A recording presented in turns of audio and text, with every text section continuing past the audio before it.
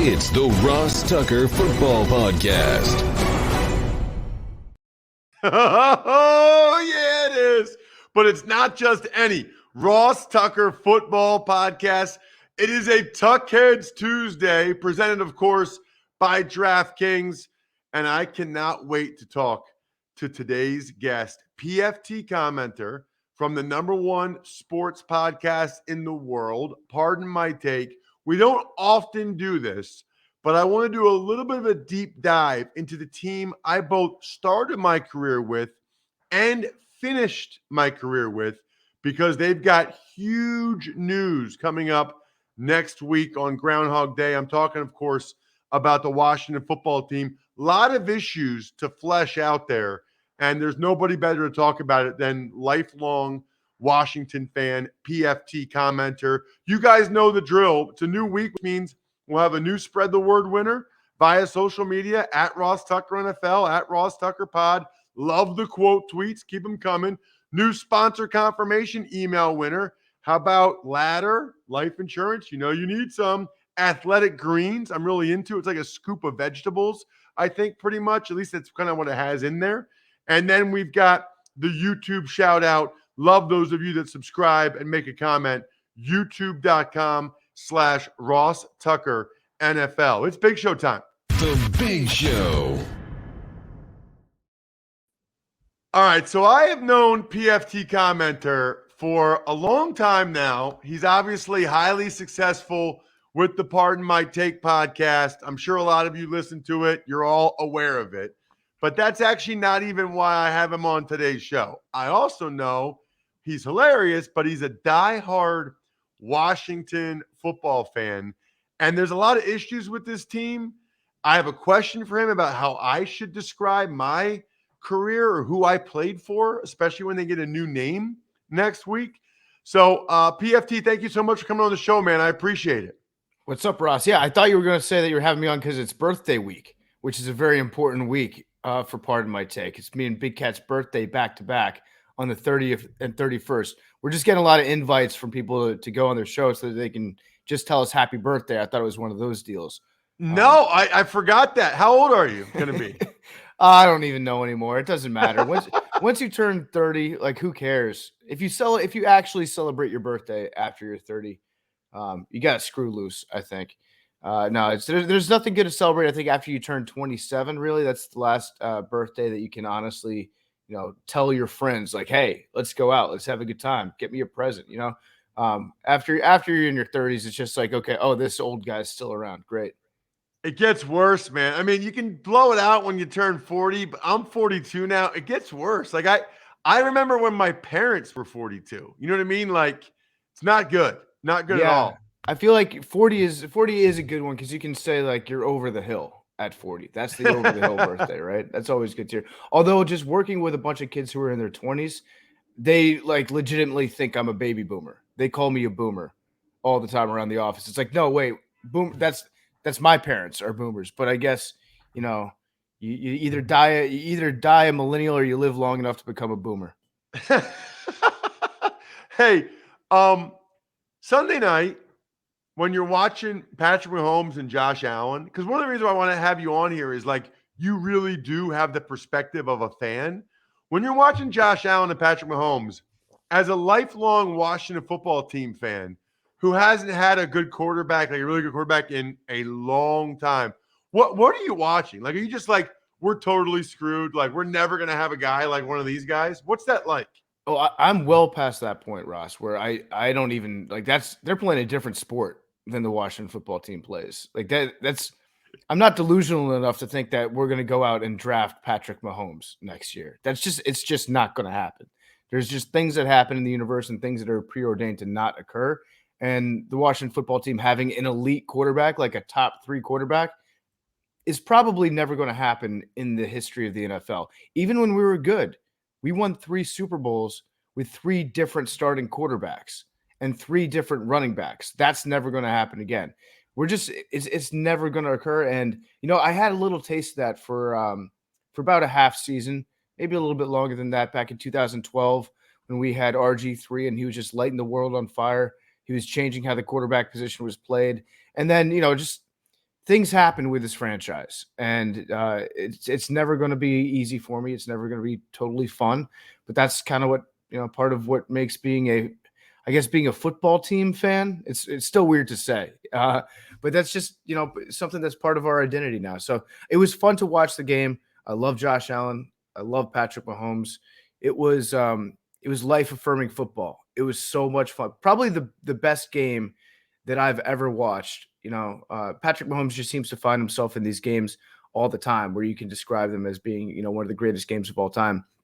But that one was definitely top 5 playoff game, I think, in the history of the league. Now, I had my friends up in Buffalo at a vintage store called Buffalo Closet send me an authentic 1991, the Super Bowl 26 starter jacket of the Washington football team. They were the Redskins back then, the Redskins and the Bills half and half starter jacket. And I don't know who they designed this jacket for. It's really just an audience of one, me, basically. But it's like an official Super Bowl jersey jacket that's half Bills, half Redskins. And it was supposed to get here on Friday so I could wear it during the game and support the Bills.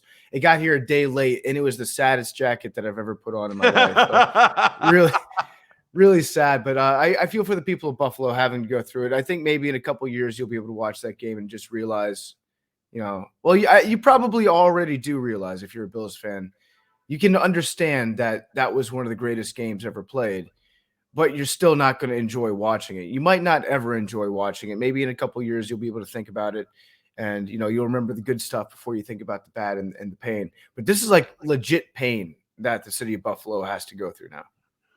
Yeah, I mean, it was my favorite team of the 5 I played for. I played the most up there. I love those people. I'm on the sideline for the AFC Championship game. I wanted to be in Buffalo so bad. That place was going to be – it's like a 4.5-hour drive for me. Now I got to fly to Kansas City, whatever. But it just would have been – and honestly, I like fresh blood. So, like, Bills or Bengals in the Super Bowl would have been cool. I think it would have been the Bills. But you mentioned, by the way, the Redskins. You're a very bright guy. I can tell by all your references. You must have taken a lot of, like, history classes or something. I don't know. But at any rate, so for the rest of my life, next week, Washington's getting a new nickname. When someone says to my daughters or me, like, what teams did you play for? Do I say the Redskins or do I say the Groundhogs or the Warthogs or whatever their new name's going to be? That's a good question, because I've often wondered that, especially about current players. Like we're interviewing Taylor Heineke today, and do I say like Taylor Heineke? He's a football team, like you can't be like he's a Bill, he's a Chief, he's a football team. That doesn't make sense. So you can always just say like I played for the Washington football team, like that. That can always I hate work. about that is I played for 5 teams, so it's like, who'd you play for? Cowboys, Bills, Patriots, Browns, and Washington. It just sounds terrible. Yeah, I think you get and they're about to have in. a name now. They're about to, like, do Ross, I tell people I played for the Groundhogs or whatever they're going to be? Ross, did you actually play for them? I played for the Redskins. You played for it wasn't like a cup of coffee situation. How many games did you play for them? I played in 4 plus 7, 11 games for the Redskins. You know what's funny about that, by the way? I actually started all 5 preseason games in 2002 with Spurrier. And then the last preseason game, I wasn't great. I was going to start the opener in 2000. We were killing people in the preseason. It was like the greatest thing ever. I was like, I'm awesome. We're awesome. And then the regular season happened, and it wasn't that awesome. Yeah, that I remember that preseason because I was we were killing people. I thought Steve Spurrier had figured out the NFL because his game plan was, we're going to score more points than they are, and they're not going to be able to stop us. And I was like, he's a genius. This guy is going to change the way that football is being played. He's going to throw the ball around there. He's going to recreate Florida at Washington, and we're going to just be able to outscore everybody. I think you can. No joke. I could come on your show. I could do my whole appearance telling you Spurrier stories that you would not believe.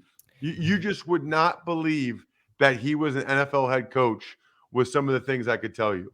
Did he actually like have his golf clubs with him on the sidelines at practice? Was he working on his wedge game while you guys were installing the 2-minute No, drill? but they would leave by 5. There were several of his assistants that knew nothing about football that would always have a styrofoam cup with beer in it all day long. We never practiced if it rained a single drop. He and Marvin Lewis would like argue with each other.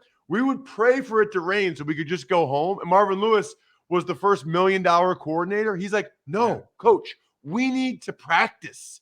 And Spurrier's like, it's drizzling. Like, I mean, it was unbelievable. I mean, dude, we had no hot routes or sight adjusts. There's a game, PFT, where Patrick Ramsey starts against the Saints, okay? Spurrier's belief was to just change the play and make a play. So it looks like they're going to bring a blitz from the right, and we have a slide protection to the left on, okay? And Ramsey's a rookie going through his cadence. Spurrier goes, Patrick, like waving his hands. Ramsey looks over, PFT, and he says, Ringo slide, meaning change the protection to slide to the right. Patrick goes, okay. And he goes, Ringo slide. So we change the protection. As soon as he does that, the Saints defense drops out from that side. They bring him down from the left side. And Spurrier goes, Patrick. Ramsey looks over. Blue slide again. Ramsey goes, okay. Blue slide. Delay a game, dude.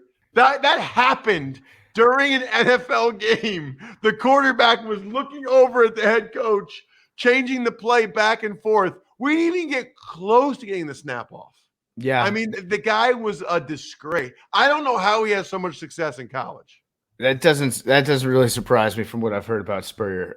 It is very funny though. I wish we could go back and do Hard Knocks on Steve Spurrier in the NFL.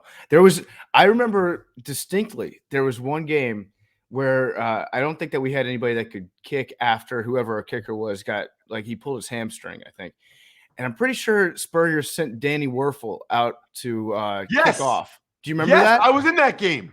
And I think the ball went like 3 yards and directly out about legitimately 3 yards. I don't think that it got further than 5 yards down the field because Spurrier was like, screw it, Danny. Danny's a good boy. He played for me at Florida. We'll send him out there. He can do anything. So PFT, when they cut me, I got picked up the next day on waivers by the Cowboys.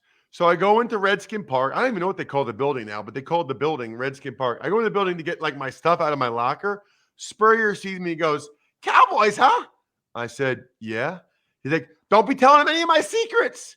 I'm like, dude, as soon as I get there, I'm going to tell him about your 2 crappy protections. Like, what are you, don't tell me, first of all, your secrets suck. Secondly, the first thing I do when I land is to tell them how bad your stuff, the guy was just totally clueless. There's 2 things I got to ask you, dude. I have to. This is why I wanted you on more than anything else. This is counts as 1. Okay. What is your choice for the new team name? And what do you think it will be? Because I saw you did some internet trademark investigating. Yeah, I've done a lot of that. I'm mostly just like a patent troll. I stole No Pressure, No Diamonds from RG3 when he let the trademark lapse on that. But I think I want it to be the Hogs. I think I've settled on the Hogs. It's not going to be the Red Wolves. They put out that video unless they're doing like a giant misdirection where they put out a video saying, we know that you guys wanted Red Wolves, but because of patent issues, we can't do it. That would be almost too smart for this team to do. So I don't think, and I do like Jason Wright from what I've seen out of him. He seems like he's got a good head on his shoulders.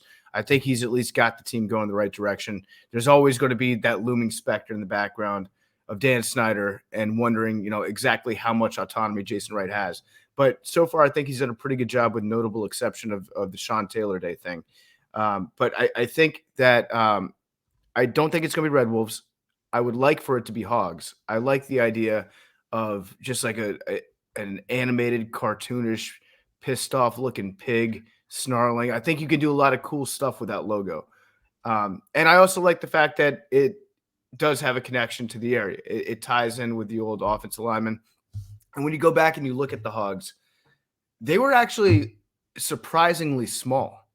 I guess like at the time they weren't that small, but Right. compared to today's offensive linemen, I think Grimm was the biggest, and Russ Grimm was like 260 pounds, and some of the other guys were like 225 pounds, 245 pounds.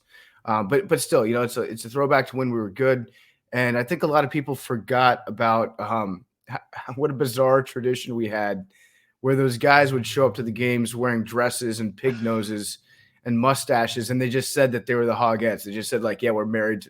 We're the wives of the offensive line. And everybody loved them. It was just so bizarre that, like, we've got an official section of guys that wear dresses who pretend to be married to our players. Anyways, Is it red hogs, warthogs, groundhogs? Doesn't matter because everybody's just going to shorten it to hogs anyway? I think it's going to be shortened to hogs, and Hank is, his mind's always in the gutter on Pardon My Take. He pointed out that hogs could be a euphemism for something else. I had not thought about that, but even better, I don't care. We can still have fun with that. I think if they're going to go hogs, it's on Groundhog's Day. I don't think that they're going to go groundhogs. I don't see that happening. I think it's going to be either red hogs or warthogs. There was an old indoor soccer team in D.C. named the Washington Warthogs back in the day. They had an elite striker named Washington, went to several of their games. I don't think it's going to be Warthogs. That would be weird to have a team that's already, in existence. I think that they're afraid of running into the same issues that the Guardians ran into when the Cleveland Indians changed their name. And there was a roller derby team in Cleveland named the Guardians. And the baseball team ended up having to fork over millions and millions of dollars to get all that stuff settled. So I think they'll probably go Red Hogs if they're going to go the Hogs direction, or they might just go Hogs. And I looked up some information about Red Hogs. They're pretty cool. They're like these giant pigs that have these like little things that hang down from their face and big tusks. I don't know. You can do cool stuff with that. But I don't think they're going to do that. So that's what I want to happen. But what I think they're going to do is they're going to do something like the Commanders and tie it in with the military in the area, because Dan Snyder loves, more than anything, like marketing to the local military, and even more than marketing to the local military, marketing to the people that work at all the government contractors in the area. So tying it in to the military like that, I think would be something Snyder would do. Now, I do have an exclusive piece of information that I'd like to share with you, because I texted, not to brag, this is Michael Wilbon name drop. I texted Jason Wright over the weekend to get a feeling about what the name's going to be. So I said, Hogs, Red Tails, Commanders. Do not respond in the next hour if it's one of those three. He clicked the ha-ha button on that text 3 hours later. So I think we can narrow it down to those three. It could be the Red Tails too. I'm pretty confident saying it's going to be either the Hogs, Red Tails, or Commanders. I like the Red Tails second if I had a choice. It ties into the I think it was the Tuskegee Pilots back before World War II, the first African American fighter battalion or fighter squadron. I don't know the exact nomenclature for it, but that would be very cool. That would be a nice way to keep a little bit of the name still intact. You could do Hail to the Red Tails. That would be kind of cool. Yeah, you still have the HTTR. That.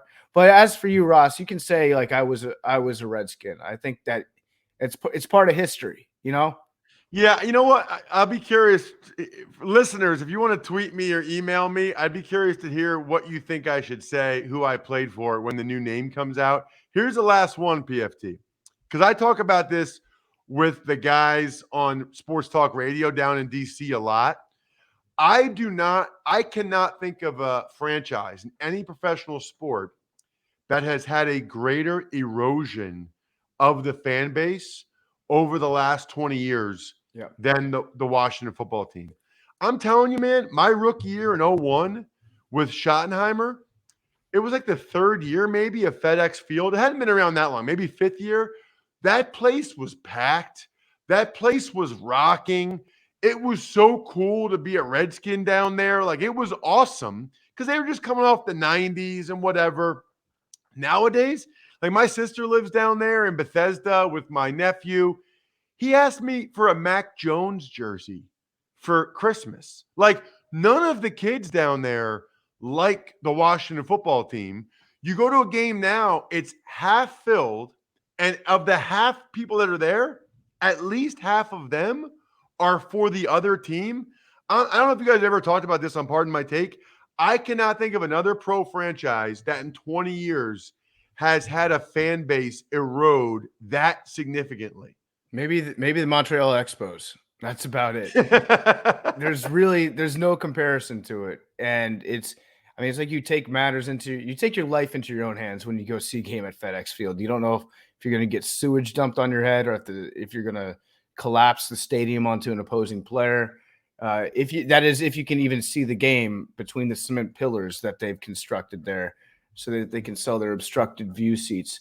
It's sad what's happened. It really is, because I used to, be a real diehard fan when I was growing up there. All my friends were diehard fans of the Redskins, and I used to go to every training camp in Ashburn with my dad and watch the team play.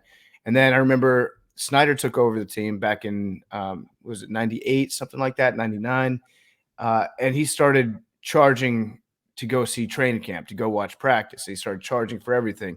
If you wanted to get into a parking lot, you had to sign up for the Washington Redskins MasterCard. It was a money grab. There was, from the get-go, there was no sort of outreach from the new ownership group. Jack Kent Cooke and his family, for all their ups and downs that they had, and they certainly did have a lot of faults, but they were at least connected to the area in a way where it seemed like they cared about the fans. With Snyder, he just looked at us from the get-go as just being, dollars and cents that he could extract from us, find new ways to get more money out of fans. And, you can get away with doing that if you win a couple football games each year. But if you start, consistently living below 500, drafting in the top 10 and not picking anybody good for a long time, it's just going to grate on people. And then, with the stadium falling apart, yeah, it's a giant stadium, but it's soulless. It's the most soulless building that I've ever been in to watch a professional sports game. And when it was built, the goal for Jack Cook and his family was just get as many people into this place as possible so we can sell as many tickets as we can. But there's no vibe to it. There's no feeling about that building. There's nothing unique about it whatsoever. It's a cement bowl that's filled with 90,000 seats. Well, I guess now like 65,000 or 70,000 because they had to remove a bunch of them so it didn't look so empty every Sunday. But it's a bad place to watch a football game, not just from like an in-stadium experience, but also from a getting there experience. They built a stadium that's 30 minutes, even longer than that sometimes during traffic on game day, outside of Washington, D.C. So we're the Washington football team, but we practice in Virginia and we play in Maryland. It doesn't make much sense. If you want to, I can't stress this enough. They need to build the new stadium, figure out a way to build it in Washington, D.C., on the ground of the old RFK Stadium. I don't even know if it's possible because the D.C. City Council has some really strange rules and politics that you have to navigate. But fortunately for us, during Dan Snyder's self-imposed suspension from being owner, where his wife is handling all the day-to-day stuff and he's not involved at all, his sole focus is getting a new stadium built. I've heard that he's trying to build it in Northern Virginia, in Prince William County, maybe, which would be maybe even further outside the Beltway than the current one is in Landover. But it needs to be in D.C. They need to figure out a way, and that's going to be tricky because Snyder wants to own the ground that it's on. That's probably not going to be possible in D.C. But if it was in D.C., that would go a long way, I think, to bringing the community back into the team, because right now there is no community around the team. They're having to rebuild and restart everything from ground zero, and that's never been done in the NFL, really.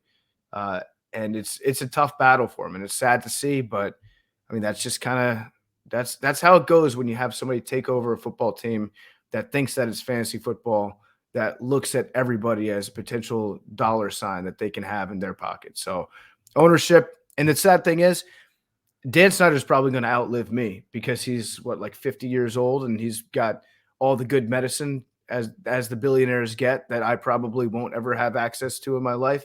And I live very unhealthily, by the way. So I'm going to be dead long before Dan Snyder. So I'm never going to see this team change ownership unless something drastic happens. Not to get all depressing about it, but I'm pretty much screwed as a Washington football team fan.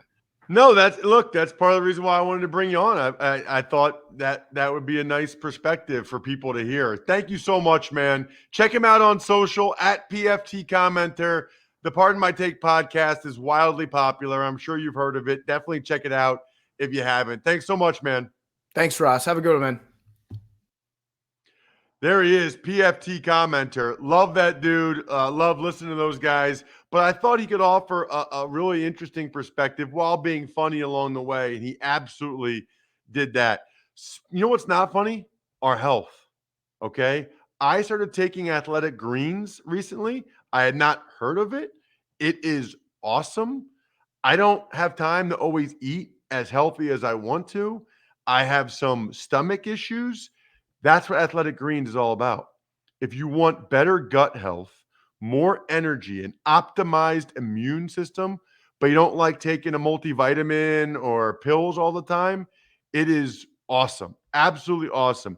Listen, it costs less than $3 a day. You're investing in your health. It's cheaper than like a coffee at Starbucks or whatever.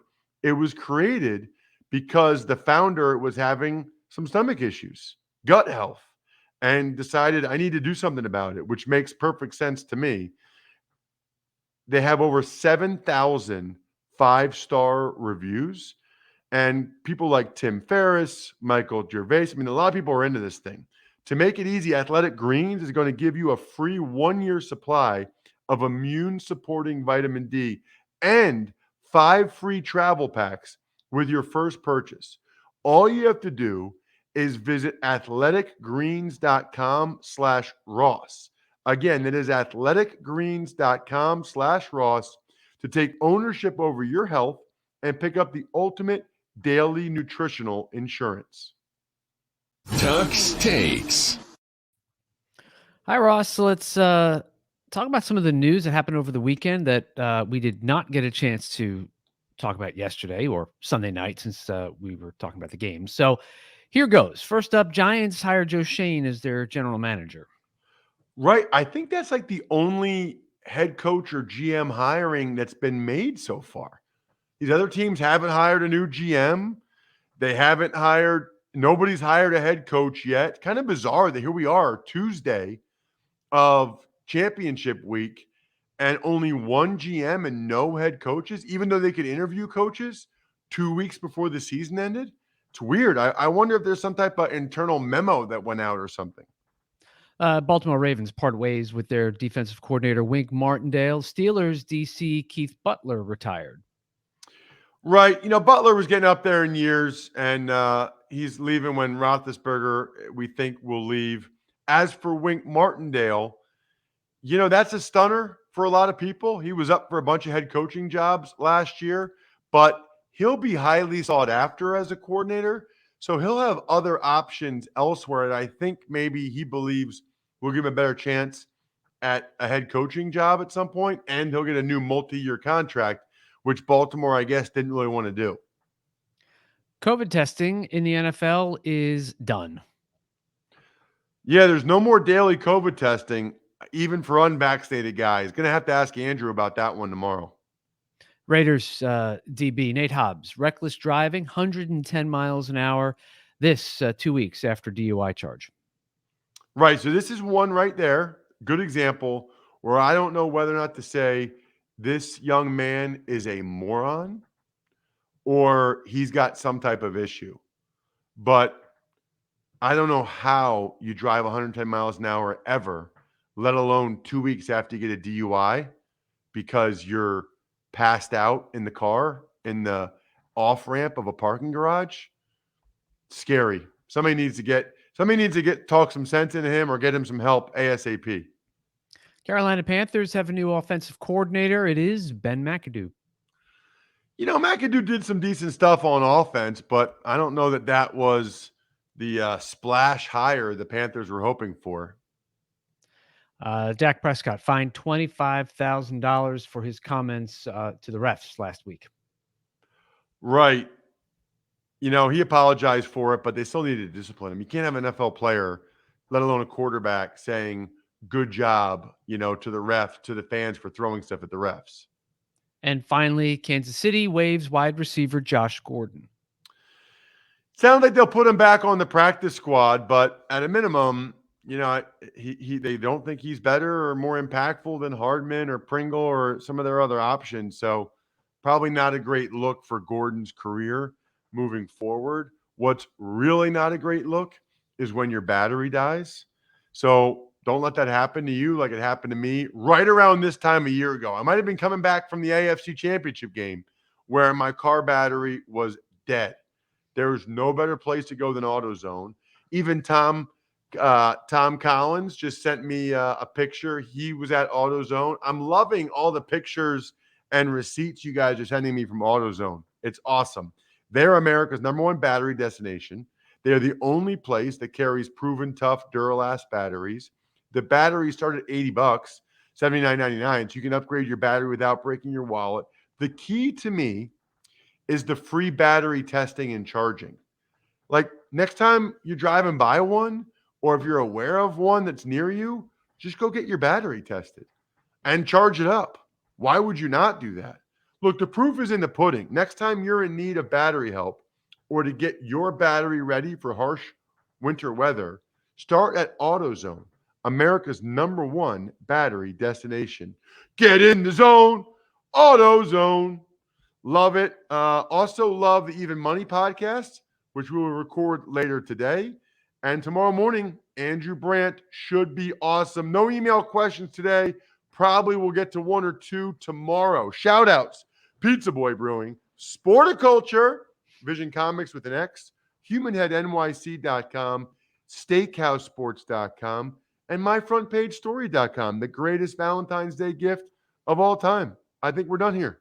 Thanks for listening to the Ross Tucker Football Podcast. Make sure to also subscribe to the Fantasy Feast, Even Money, Business of Sports, and College Draft. All available at Apple Podcasts, RossTucker.com, or wherever podcasts can be found. A lot of times on the show, I mentioned DraftKings. Here's what you need to know. You got to be 21 or older, New Jersey, Indiana, or Pennsylvania only. New customers only. Restrictions apply.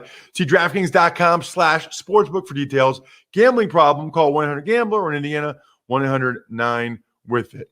By the way, if what I was talking about included a deposit bonus, doesn't always, sometimes it does. Deposit bonus requires 25 times playthrough, and deposit bonuses are paid out in site credit.